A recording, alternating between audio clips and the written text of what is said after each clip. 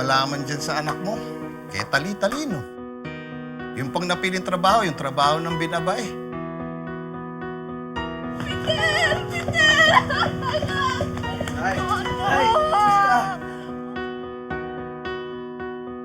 Diring, sa wakas, matutubos mo na rin ang bukid na nakasangla sa bangko. Hindi ito ang pamilya ko.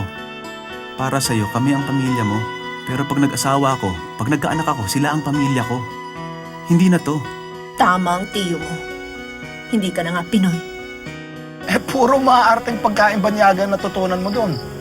Pupusta ako sa'yo. Kahit gustuhin mo, hindi mo kaya magluto ng tunay na lechon. Seryosong pustahan ba ito?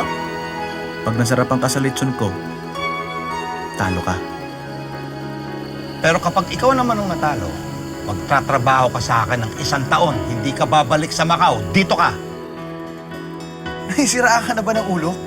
Buhay ko nakataya doon, Chupinoy. Sana matalo ka. At sana masunog ang lechon mo.